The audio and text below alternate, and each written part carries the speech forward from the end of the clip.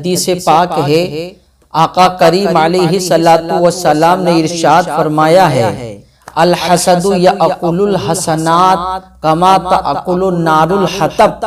آقا کریم علیہ السلام نے ارشاد فرمایا کہ حسد نیکیوں کو ایسے کھا جاتا ہے جیسے کہ آگ لکڑی کو کھا جاتی ہے، یعنی آگ لکڑی کو جلا کر کے راخ کر دیتی ہے، ایسے ہی انسان جب کسی سے حسد کرتا ہے تو اس کی نیکیاں جل کے راخ ہو جاتی ہیں۔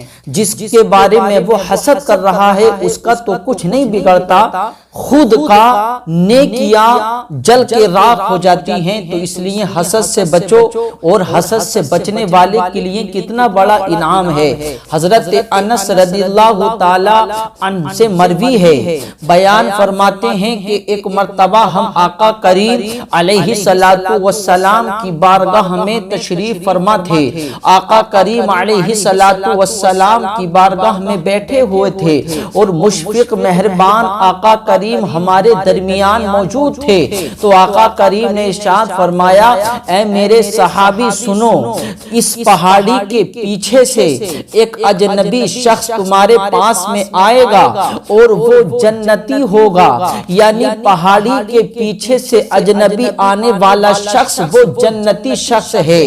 عزیزان گرامی، صحابہ کرام دیکھنے لگے کہ یہ کون خوش نصیب ہے جو ہمارے پاس میں آئے گا اور یہ جنتی ہے، کتنا خوش نصیب ہے جس کو آقا کریم نے دنیا میں ہی جنتی کہہ دیا، یہ کون خوش نصیب ہے۔ تو صحابہ کرام کہتے ہیں ہم دیکھنے لگے کہ دیکھتے ہیں کون آتا ہے۔ تو میرے پیارے مسلمانوں، صحابہ کرام بیان فرماتے ہیں ہم نے دیکھا کہ ایک شخص اجنبی شخص آیا، ایک اجنبی شخص نمودار ہوا جس کے چہرے سے داڑھی سے وضو کے پانی کے قطرے ٹپک رہے تھے اور جس کی جوتیاں دائیں ہاتھ میں تھیں۔ وہ دیکھ کر کے حیران ہو گئے کہ یہ شخص، اس کی حالت تو ایسی ہے لیکن یہ جنتی ہے، آقا نے اس کو جنتی کہا ہے۔ آقا کریم نے پھر دوسرے دن بھی وہی ارشاد فرمایا، اے میرے صحابہ، پہاڑی کے پیچھے سے اجنبی شخص ایک آئے گا اور وہ جنتی ہے۔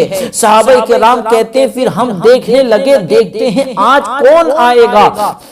تو صحابہ کرام کہ دیکھتے ہیں ہم نے دیکھا کہ پھر وہی شخص آیا جو کل آیا تھا۔ میرے پیارے مسلمانوں، پھر تیسرے دن آیا، آقا کریم نے ارشاد فرمایا، اے میرے صحابہ، اس پہاڑی کے پیچھے سے ایک اجنبی شخص تمہارے پاس میں آئے گا اور وہ جنتی ہوگا۔ صحابہ کرام دیکھنے لگے کہ دیکھتے ہیں آج کون خوش نصیب ہوگا جس کو آقا نے جنتی کہا ہے۔ تو تیسرے دن بھی وہی شخص آیا، یعنی تینوں دن وہی شخص آیا۔ دیکھیے آقا نے جنت کی بشارت دے دی۔ اس حدیث پاک سے یہ بھی معلوم ہوتا ہے کہ اللہ نے نبی کو اتنی طاقت دی ہے، جس کو نبی چاہتے ہیں اسے آقا جنتی بھی بنا دیتے ہیں۔ نبی کریم کو اللہ نے اتنی طاقت دی ہے، آقا پہچان لیتے ہیں کون شخص جنتی ہے اور کون شخص دوزخی ہے۔ اللہ نے نبی کو مختار کل بنا کر کے بھیجا ہے۔ نبی کریم مختار کل ہیں، جس کو جو چاہیں عطا کر سکتے ہیں۔ میرے پیارے مسلمانوں، تینوں دن وہ اجنبی شخص آیا، ایک ہی شخص آیا۔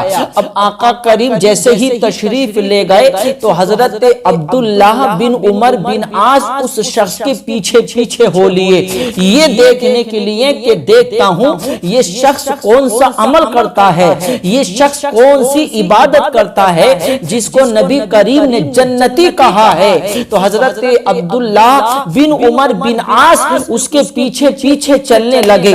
جیسے ہی ایک بستی میں پہنچے، یعنی اسی اجنبی شخص کی بستی میں پہنچے، تو وہ کہنے لگے کہ اے اجنبی، میں اس شہر میں اجنبی ہوں اور میں یہاں آیا ہوں، میں 3 دن تک اپنے گھر نہیں جاؤں گا، اگر اگر آپ کی اجازت ہو تو میں آپ کے ساتھ ٹہرنا چاہتا ہوں۔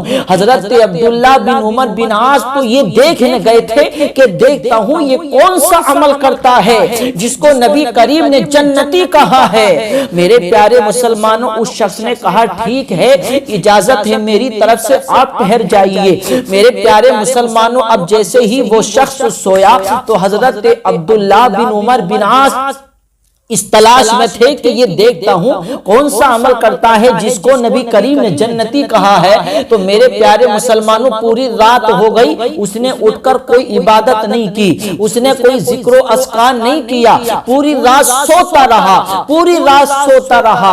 ہاں، اس کا ایک عمل تھا کہ جب وہ کربٹ بدلتا تو اللہ کا ذکر کرتا، اللہ کی تعریف بیان کرتا، اللہ کا ذکر کرتا تھا۔ جب بھی کربٹ لیتا تو اللہ کا ذکر کرتا، بس یہی عمل تھا اس کا۔ اس نے پوری رات کوئی عبادت نہیں کی، صبح اٹھا، فجر کی نماز پڑھی ہے۔ تو حضرت عبداللہ بن عمر بن عاص سوچنے لگے اس نے تو پوری رات کوئی عمل نہیں کیا، ایک چھوٹا سا عمل ہے، یعنی جب کربٹ لیتا تو اللہ کا ذکر کرتا، باقی کوئی عمل نہیں کیا، پوری رات آرام سے سو رہا ہے۔ تو حضرت عبداللہ بن عمر بن عاص سوچنے لگے چلو کیا پتا دوسری رات کوئی عمل کرے۔ دوسری رات بھی اس نے وہی کیا، تیسری رات بھی وہی کیا، تینوں راتوں آرام سے سوتا رہا، کوئی اس نے عمل نہیں کیا، بس کربٹ لیتا تو اللہ کا ذکر کرتا، صبح کو اٹھ کے فجر کی نماز پڑھ لیتا۔ میرے پیارے مسلمانوں، حضرت عبداللہ بن عمر بن عاص چلنے لگے تو پوچھتے ہیں کہ اے اجنبی بتاؤ تو صحیح، تمہارا کوئی ایسا عمل تو مجھے نظر نہیں آیا کہ جو تم کرتے ہو اور اللہ کے رسول علیہ السلام نے تمہیں جنتی کہا ہے۔ آقا نے کہا پہاڑی کے پیچھے سے آنے والا شخص وہ جنتی ہے۔ آقا نے تینوں دن کہا اور تینوں دن تم ہی آئے، تو بتاؤ تمہارے پاس تو کوئی ایسا عمل نہیں ہے۔ تو وہ اجنبی کہتا ہے کہ اے مہمان سنیے، جو آپ نے دیکھا ہے بس وہی ہے میرے پاس اور باقی کچھ نہیں ہے۔ تو حضرت عبداللہ بن عمر بن عاص کہنے لگے یہ تو کوئی اتنا بڑا عمل نہیں ہے کہ اللہ کے رسول نے تجھے جنتی کہہ دیا۔ تو وہ شخص کہتا ہے اے عبداللہ بن عمر بن عاص سنیے، میرے پاس یہ عمل ہے اور ایک عمل اور ہے، یعنی وہ عمل کیا پتا اللہ کو پسند آ گیا ہو۔ وہ عمل یہ ہے کہ میں نے آج تک کسی سے حسد نہیں کیا ہے، آج تک میں نے کسی سے بغض نہیں رکھا ہے، آج تک میں نے کسی سے حسد نہیں کیا، میں کسی کو دیکھ کر جلتا نہیں ہوں، کسی کی بلندی کو دیکھ کر جلتا نہیں ہوں، کسی کی کامیابی کو دیکھ کر جلتا نہیں ہوں، میں کسی کو دیکھ کر حسد نہیں کرتا ہوں، میں کسی کو دیکھتا ہوں تو اللہ کا شکر ادا کرتا ہوں، اللہ سے دعا کرتا ہوں مولا تو نے اسے اتنا دیا ہے اور زیادہ اسے کامیاب بنا دے۔ تو حضرت عبداللہ بن عمر بن عاص کہتے ہیں بس یہی ادا ہے جو اللہ کو تمہاری پسند آ گئی ہے، اسی وجہ سے اللہ نے تمہیں جنتی بنا دیا ہے، اسی وجہ سے اللہ کے رسول نے تمہیں جنتی کہا ہے۔ تو دیکھیے یہ حسد سے بچنے والے کا انعام ہے۔ اس نے کہا کہ میں کسی سے حسد نہیں کرتا، میں کسی سے بغض نہیں رکھتا، میں کسی سے دشمنی نہیں رکھتا۔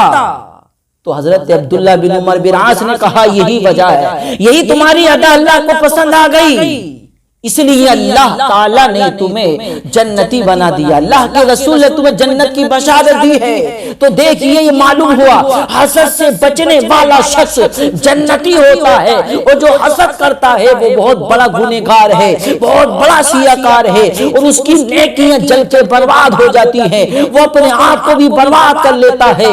اس لیے کسی کی کامیابی کو دیکھ کر حسد مت کرو، کسی کی ترقی کو دیکھ کر حسد مت کرو، بلکہ اگر کسی کو کامیاب دیکھو تو دعا کرو اللہ جیسے تو نے اسے دیا ہے ایسے ہی مجھے عطا کر دے، تو اللہ اسے بعد میں عطا کرے گا، پہلے تجھے عطا کرے گا۔